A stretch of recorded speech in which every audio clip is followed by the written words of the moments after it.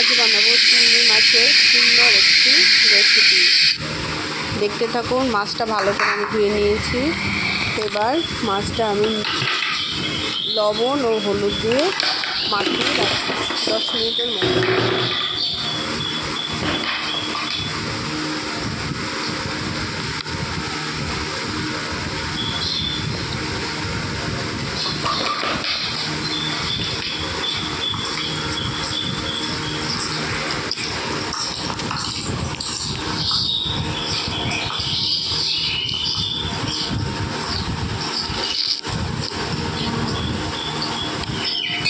Mixie জারে নিয়েছি সর্ষে, কালো সর্ষে ভালো করে ধুয়ে নিয়েছি।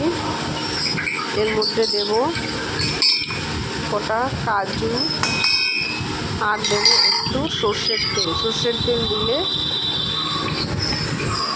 সর্ষেটা তেতো হয় না। এবার দিয়ে দেব কটা কাঁচা লঙ্কা। ভালো করে মিহি একটা পেস্ট করে নেব। পেস্ট করে রাখা আছে। এবার আমি ওই মিক্সি জারে নিয়েছি আদা, রসুন আর একটা গোটা টমেটো পেস্ট করে নেব। কড়াই গরম হয়ে গেছে, দিয়ে দেবো সর্ষের তেল। এবার মাছগুলো আমি ভেজে নেব।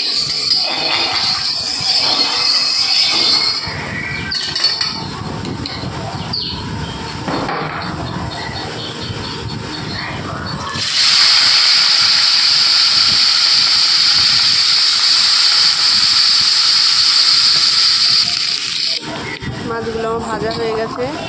ওই তেলের মধ্যে দিয়ে দেবো গোল গোল করে কেটে রাখা আলুগুলো ভালো করে ভেজে নেব। আলুগুলো আমার ভাজা হয়ে গেছে।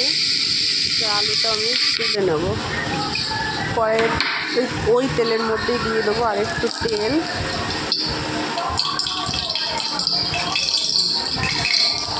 তেলটা গরম হয়ে গেলে দেবো তেজপাতা, গোটা গরম মশলা দিচ্ছি, জিরে,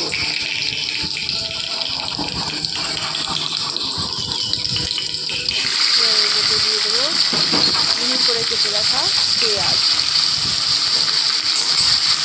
এখানে আমি একটা বড় সাইজের পেঁয়াজ দিয়েছি।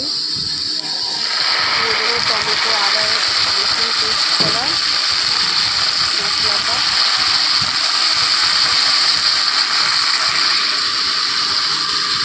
মশলাটা দেখে আমার পছন্দ হয়ে গেছে। এবার দিয়ে দেবো লবণ, ভালো করে মিশিয়ে দেবো আর একটু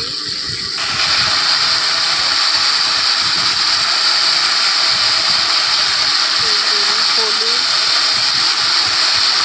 পরিমাণ মতো।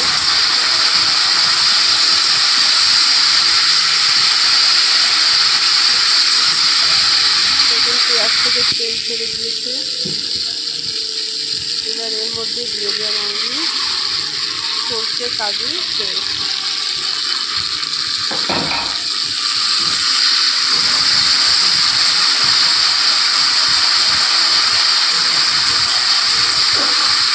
পরে ওর মধ্যে আমি একটু পোস্তও দিয়েছিলাম, পোস্তটা দেখানো হয়নি। এটা ভালো করে কষিয়ে নেবো। দিয়ে দেবো একটু শুকনো কাশ্মীরি লঙ্কার গুঁড়ো,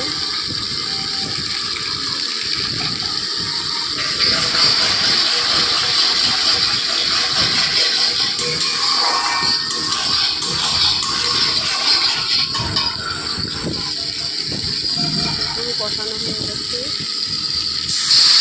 এবার দিয়ে দেবো জল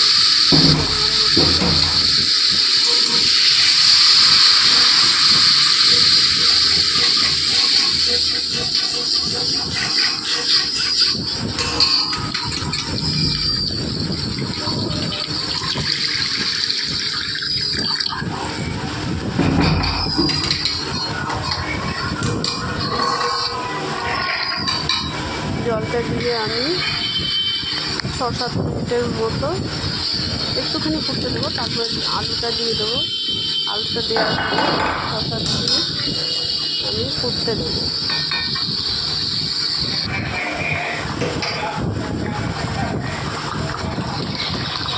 এবার আমি দিয়ে দেবো চিংড়ি মাছ ভাজা। চিংড়ি মাছ